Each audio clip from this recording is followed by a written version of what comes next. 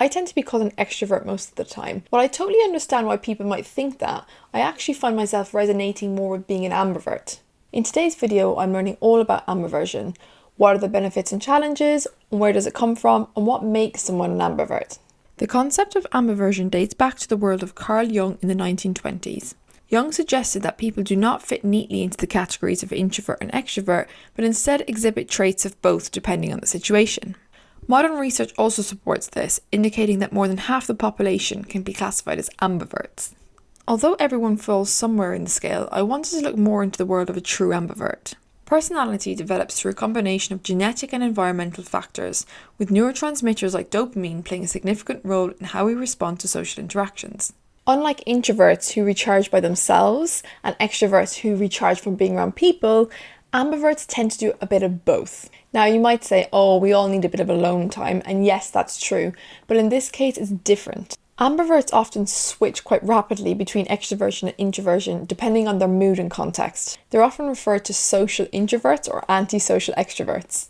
Ambiverts are a bit like shapeshifters, so on one hand we can be an extrovert and just love being around people, feel super enthusiastic about going and meeting groups, and then at other times ambiverts just really like being in solitude. If we look at introversion, extroversion and ambiversion, a lot of people think that if you're an extrovert it's because you're very chatty, but no, it's actually all to do with how we gain energy. Very extroverted people often crack up if they spend too much time alone and often like to have a lot of plans and things to look forward to. Introverts can actually sometimes dread meeting people, not necessarily because of the people themselves, but it's because they often feel depleted of energy when they're around people, regardless of who they are. Ambiversion can come with several advantages. Ambiverts are often very good at adapting to different situations, such as being in large groups and around people, as well as being in solitude and working very independently.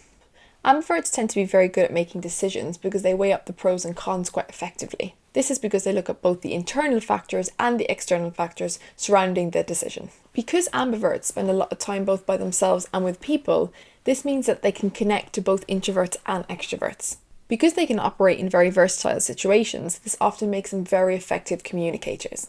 I find the workplace is a really interesting place to analyse when it comes to spotting introverts, extroverts and ambiverts. You often see the introverts go into teams and departments where they essentially work independently most of the time. The stereotypical department is tech, because introverts often like working with things rather than people. Then on the other scale we have the extroverts, which are also very easy to see because they're always around people, super chatty all of the time, and often are seen in departments which is very people orientated. I have taken a few different personality tests and seem to come out somewhere in the middle when it comes to extroversion.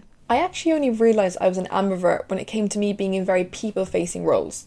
One day I would thrive and just love being around people and feel super energized, but then I could do the exact same thing the following week and honestly just feel completely depleted of all energy. Then in order to restore that energy, I'd actually have to spend days by myself. I must say that when I was spending that time by myself, it doesn't actually mean I was in a bad mood. Often I was in a very good mood, I just simply didn't have a lot of energy to speak to people. This is when I realised that the roles I really thrive in incorporate a lot of group activities and teamwork as well as independent working. Whilst there's clear benefits of being an ambivert, I must say I do often find it challenging. This is what I find when it comes to the challenges of being an ambivert. Number one, unpredictability. Although I actually find myself to have very good planning and organisational skills, one thing that I do find is my mood can be a bit unpredictable. This can then make it difficult for us to know whether we will actually crave social interaction or solitude at any given time. This doesn't mean that when it comes to an event we're going to hide ourselves into the corner of the room. It just means that we are probably finding that our energy is depleting quite heavily. Number two, self-awareness is required. If you're an ambivert but you're not actually aware of it, it can often become very complicated. Having a high level of self-awareness means that you can understand and honour changing needs, which is often very demanding. Number three, potential for internal conflict. This is one I really resonate with. I've actually felt really guilty because there's certain situations I have. For example, I've been feeling really enthusiastic about going to a certain event, especially when it's with friends and family, but then when it leads up to the event closer, I feel less enthusiastic. I hate displaying negative energy towards anyone or dampening the mood or situation, so this is where the guilt comes from.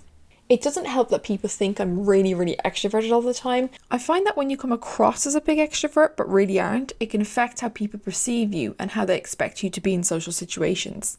Then if you add people pleasing to the mix, there's a greater sense of guilt when it comes to not being up for an event. Because a lot of people associate extroverts with very high energy, enthusiasm and bubbliness. So when it does come to situations where I'm then feeling less enthusiastic, people can often think I'm in a bad mood or there's something wrong with me.